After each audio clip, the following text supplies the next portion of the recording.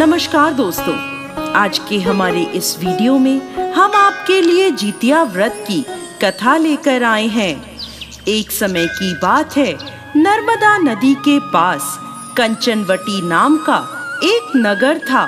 नदी के पश्चिम दिशा में मरुभूमि थी, जिसे बालूहटा कहा जाता था।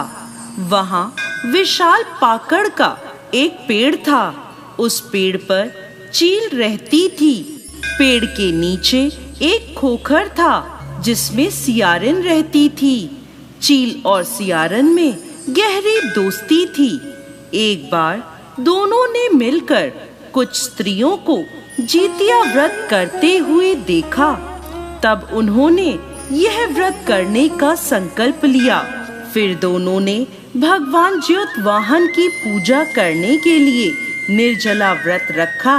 व्रत के दिन उस नगर में एक बड़े व्यापारी की मृत्यु हो गई और व्यापारी का दाह संस्कार उसी मरुस्थल पर किया गया।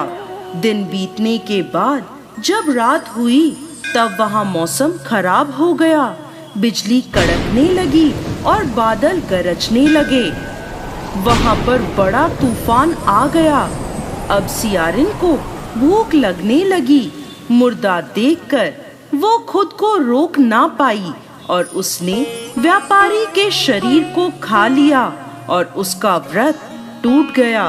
पर चील ने संयम रखा और नियम व श्रद्धा से अगले दिन व्रत का पारण किया। फिर अगले जन्म में दोनों सहेलियों ने ब्राह्मण के परिवार में 2 पुत्रियों के रूप में जन्म लिया। चील बड़ी बहन बनी और उसका नाम शीलावती रखा गया। शीलावती की शादी बुद्धिसेन के साथ हुई। सियारिन छोटी बहन के रूप में जन्मी और उसका नाम कपूरावती रखा गया। उसकी शादी नगर के राजा मलाईकेतु से हुई। अब कपूरावती कंचनवटी नगर की रानी बन गई। भगवान ज्योतवाहन के आशीर्वाद से शीलावती के 7 पुत्र हुए, पर कपूरावती के सभी बच्चे जन्म लेते ही मर जाते थे। कुछ समय बाद शीलावती के 7 पुत्र बड़े हो गए। वह सभी राजा के दरबार में काम करने लगे। कपूरावती के मन में उन्हें देखकर ईर्ष्या की भावना आ गई और उसने राजा से कहकर शीलावती के सभी पुत्रों के सर कटवा दिए और उन्हें 7 नए बर्तन मंगवाकर उनमें रख दिया और लाल कपड़े से ढककर शीलावती के पास भिजवा दिया। यह देखकर भगवान ज्योतवाहन ने मिट्टी से 7 भाइयों के सिर बनाए और सभी के सिर को उनके धड़ से जोड़कर उन पर अमृत छिड़क दिया, जिससे सभी में जान आ गई और शीलावती के 7 पुत्र जिंदा हो गए और अपने घर लौट आए। जो कटे हुए सिर रानी ने भेजे थे, वो फल बन गए।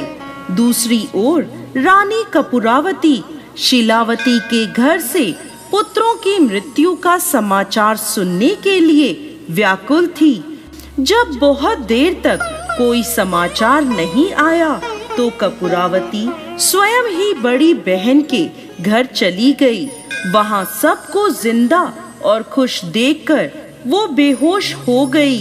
जब उसे होश आया, तो अपनी बहन को उसने सारी बात बता दी। उसे अपनी गलती का पछतावा हो रहा था। भगवान ज्योतवाहन की कृपा से शीलावती को पूर्व जन्म की बातें याद आ गईं। वो कपूरावती को लेकर उसी पाकड़ के पेड़ के पास गई और उसे सारी बात बताई। यह सुनकर कपूरावती उसी समय मृत्यु को प्राप्त हुई। जब राजा को यह खबर मिली, तो उसने उसी जगह पर पाकड़ के पेड़ के नीचे कपूरावती का दाह संस्कार कर दिया।